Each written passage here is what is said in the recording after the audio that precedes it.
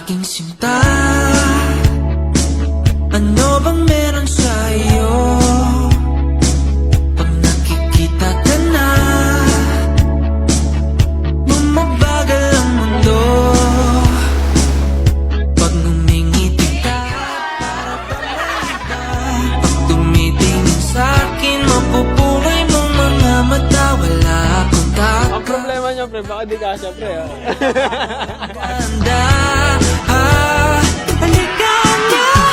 Nawalan ng aking mga mata. Huwag kang titingin pa sa iba. Akin ka na, wala nang iba. Andito ko hanggang sa ating pagtanda. Mamahalin kita basta't pag nahulog. Nakahawak ako, huwag ka lang bibitaw.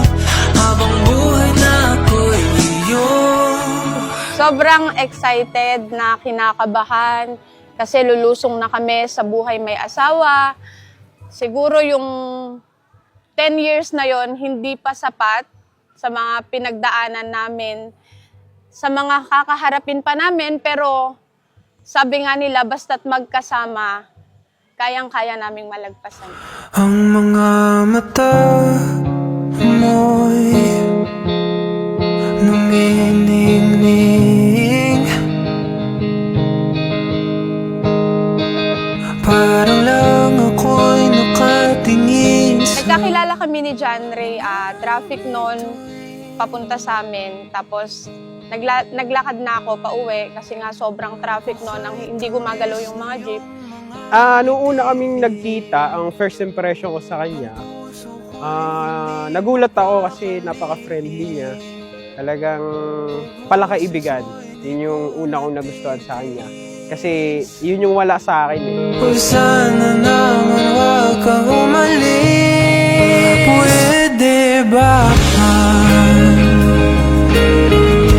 makasama ka hanggang... Sa 10 years na yon, grabe, sobrang consistent niya, laging galit. Ay, char! Lahat naman tayo may negative side. Yung negative side ko, mabilis ako magalit.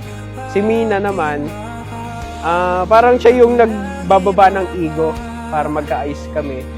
Pero sa akin, ramdam ko yung pagmamahal na tunay kasi inaakay niya ako sa mas mataas na paglilingkod sa Panginoong Diyos. Inaakay niya ako magmay tungkulin. Inakay niya ako sa masiglang paglilingkod. Kaya sobrang nagpapasalamat ako sa kanya. Di pa rin ako nagsasawa sa iyong mukha.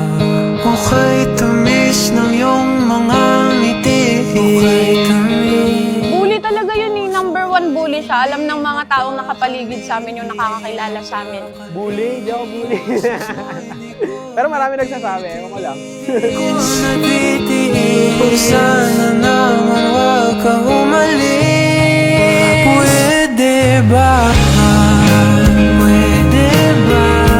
makasama ka hanggang... Naaalala ko, naglalakad kami tapos meron ako nakitang paru-paro. Sabi ko, ang ganda naman ng parong-parong yan. Sabi naman niya, hindi, wag mong galawin yan, papa mo yan. Taon. Tapos sinabi niya sa akin na bakit daw patatagalin yung panliligaw kung pwede naman daw yung relasyon yung patagalin. At ang wish ko lang, sana patuloy mo ako mahalin hanggang tayo ay nabubuhay sa mundo. Aking mahal at walang iba pa. Hi, mahal, Ray. Salamat sa 10 taon.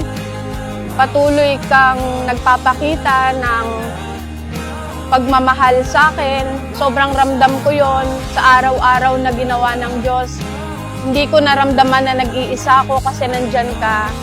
Kaya maraming salamat. Patuloy pa sana tayong gabayan ng Panginoong Diyos sa pagsasama natin. Pangako naman sa iyo na patuloy akong magiging katuwang mo habang na tayo ay nabubuhay. Tayo ay matanda na dahil ikaw ang aking mahal at walang iba pa. dito'y iiwan ng lalaki ang kanyang ama at ina at makikisama sa kanyang asawa. At ang dalawa ay magiging isang laman, kaya hindi na sila dalawa kundi isang laman. Dahil ikaw